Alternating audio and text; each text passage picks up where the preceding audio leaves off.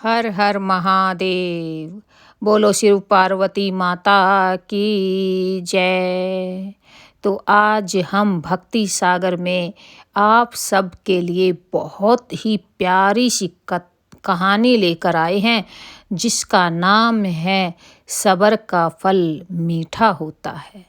तो ये कहानी जो है हमारी शिव भगवान ने पार्वती माता को सुनाई थी, इसलिए आज हम ये कहानी आपके लिए लेकर आए हैं, जिससे बहुत ही हमें ज्ञान मिलने वाला है और जो है हमें नींद भी बहुत अच्छी आने वाली है। जिसको भी रात को नींद ठीक से नहीं आती है तो वो ये कहानी ज़रूर सुने, क्योंकि इससे चिंताएं दूर होती हैं और जो है हमें चिंता दूर होने पर नींद अच्छी आती है।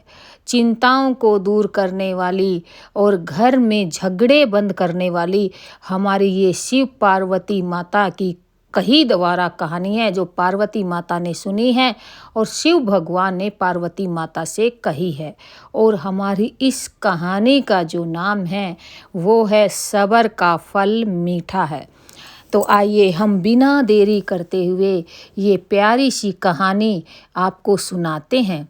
एक बार शिव भगवान और पार्वती माता कैलाश पर बैठे हुए थे और उस वक्त पार्वती माता को ख्याल आया कि पृथ्वी लोक पर बहुत से जो प्राणी हैं उनको नींद नहीं आती है और वो अलग अलग पीड़ाओं से चिंता में रहते हैं, दुखी होते हैं। क्यों ना भोलेनाथ से इसका उत्तर पूछा जाए कि ऐसे में उन सबको क्या करना चाहिए।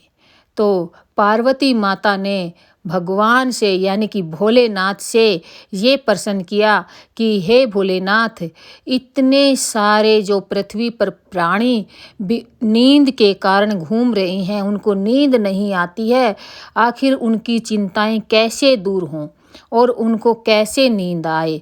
आप इसका कुछ उपाय है तो बता दीजिए। तब हमारे भोलेनाथ पार्वती माता से कहते हैं कि हर चीज़ का कुछ ना कुछ उपाय ज़रूर होता है।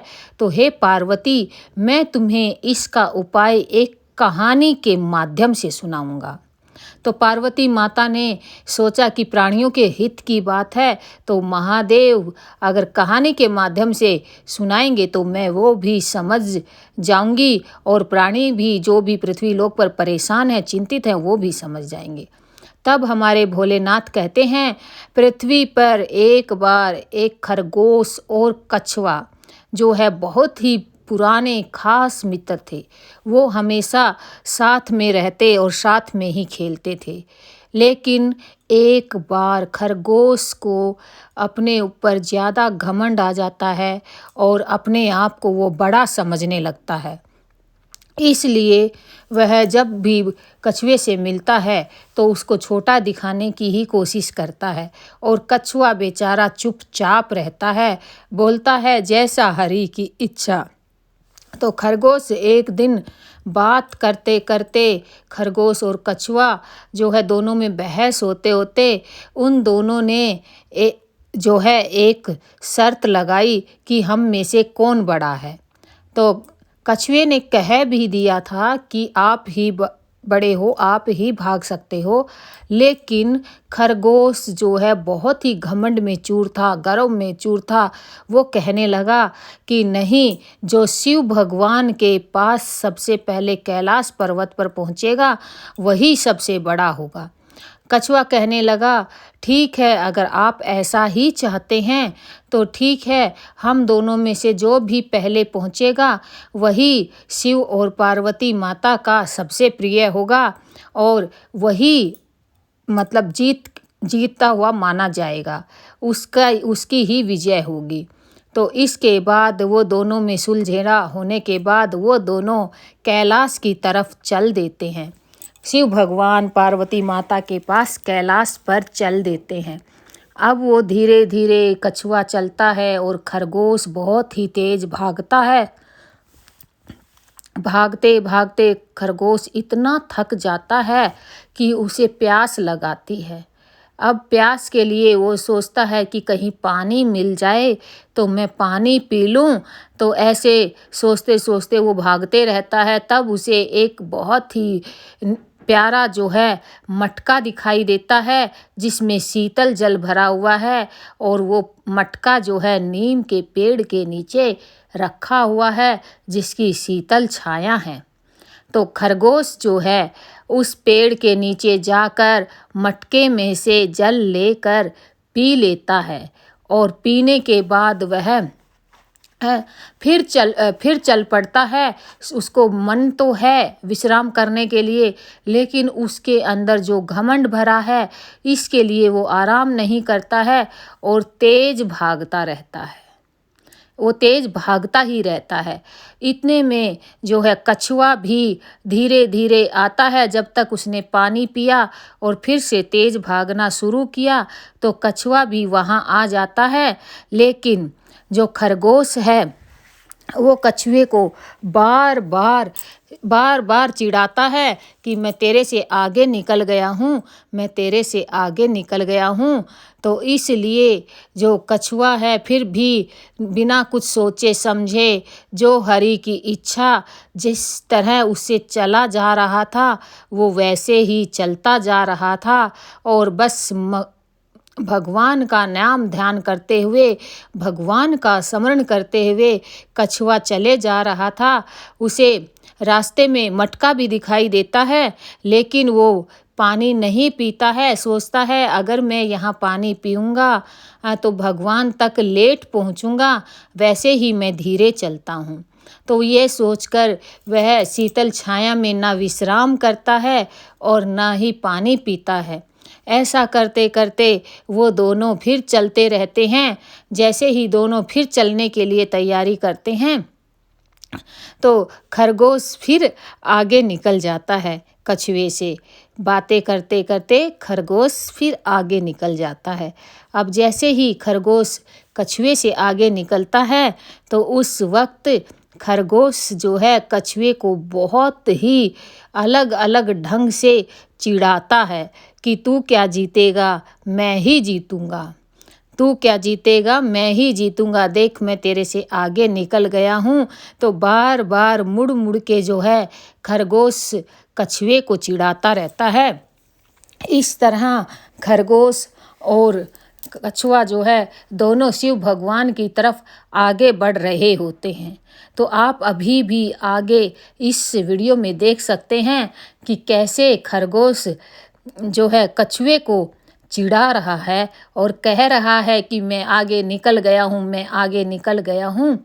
तो देखिए खरगोश कैसे आगे भागा जा रहा है।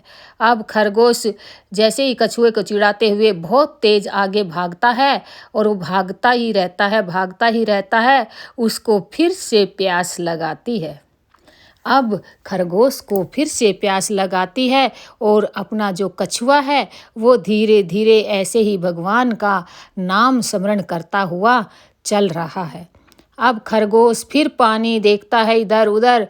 उसको फिर से बहुत ही दूरी पर एक मटका दिखाई पड़ता है, और फिर एक जो है पेड़ दिखाई देता है जिसके नीचे मटका रखा हुआ है और शीतल जल भरा हुआ है। खरगोश उसमें से जल लेता है, जल पीता है और सोचता है कछुआ तो अभी बहुत दूर है और मैं जल पी लेता हूँ। और उसकी इच्छा होती है क्यों न थोड़ी देर इस नीम के पेड़ की छाया में, शीतल छाया में विश्राम किया जाए, आराम किया जाए। अब बस क्या है, वो जैसे ही ये सोचता है तो उस पेड़ के नीचे वो बैठकर आराम करने लगता है, विश्राम करने लगता है। अब ऐसे ही जैसे ही वो विश्राम करने के लिए थोड़ी सी देर पेड़ के नीचे लेटा तो उसकी आँख लग गई। अब वो थकान के मारे बहुत तेज दौड़ रहा था, वो थक चुका था, इसलिए वो गहरी नींद में सो गया। लेकिन जो हमारा कछुआ है वो धीरे चल रहा था। वो इतने सब्र के साथ चल रहा था धीरे धीरे कि बस जैसे कि उसको भगवान में इतना आस्था थी कि मैं जीतूं या हारूं, लेकिन मेरे भगवान जब भी मिलें तो मुझे लेट ही मिलें, लेकिन मुझे तंदुरुस्ती अच्छे से मिले, मैं उनके अच्छे से दर्शन पर कर पाऊँ। इसलिए वो धीरे धीरे चल रहा था और हमारा खरगोश जो है सोया हुआ था, वो सो गया था थक कर। इसलिए कछुआ कब खरगोश से आगे निकल जाता है, अ, खरगोश से आगे निकल जाता है और खरगोश को पता भी नहीं चलता है। अब जैसे ही जो है कछुआ खरगोश से आगे निकल कर शिव पार्वती माता के पास कैलाश पर पहुंचता है और शिव पार्वती माता से आशीर्वाद लेता है, और इतने में ही खरगोश की आँख खुल जाती हैं। लेकिन खरगोश की आँख खुलने पर भी खरगोश को ये नहीं लगा कि कछुआ जो है शिव पार्वती माता के पास पहुंच चुका है। उसको तो यही लगा कि अभी तो कछुआ पीछे ही है, क्यों ना मैं तेजी से दौड़ लगा करके अभी भी भगवान के पास उससे पहले पहुंच सकता हूँ। अब जैसे ही खरगोश ने फिर से तेजी से दौड़ना शुरू किया और दौड़ते दौड़ते वो शिव भगवान और पार्वती माता के पास पहुंच गया। अब उसने देखा कि पहले से ही कछुआ जो है शिव और पार्वती माता के चरणों में बैठा है। तो अब खरगोश क्या करे? अब खरगोश को बहुत ही शर्म आ रही है, लज्जा आ रही है कि मैंने बड़े ही घमंड से कह दिया कि मैं शिव पार्वती के पास पहले ही चला जाऊंगा और तुम हार जाओगे। लेकिन यहाँ तो कितना धीरे चलने वाला कछुआ मुझसे पहले चला गया और मैं पीछे रह गया। ये सब तब उसको भगवान के ऊपर विश्वास होता है कि भगवान की मर्जी के बिना एक पत्ता भी नहीं हिलता है। इसलिए हमारा जो शिव भगवान हैं वो पार्वती से कहते हैं, हे पार्वती, क्या तुम्हें ये सब समझ में आया कि कछुआ पहले कैसे पहुंच गया और खरगोश पीछे क्यों रह गया? तब पार्वती माता कहती हैं, हाँ भोलेनाथ, मैं समझ गई हूँ। कछुआ आपका नाम स्मरण करते हुए धीरज के साथ, आत्मविश्वास के साथ और सहनशीलता के साथ और बड़े ही संयम से आपकी तरफ बढ़ रहा था। उसके दिल में कोई लालच नहीं था, उसके दिल में केवल आपसे दर्शन करने की लगी थी। और जो खरगोश है वो तेज भागने के लिए, तेज दौड़ने के लिए और जो है कछुए से जीतने के लिए शर्त लगाया था और वो भाग रहा था और उसके अंदर सब्र नहीं था, जो कि कछुए के अंदर सब्र कूट कूट कर भरा था। तो इसीलिए कहा गया है कि सब्र का फल मीठा होता है। कछुए ने कहीं भी बहस नहीं लगाई, लेकिन उसको अपने भोलेनाथ और पार्वती माता पर इतना भरोसा था कि वो मुझे निराश नहीं करेंगे और जो होगा वो देखा जाएगा।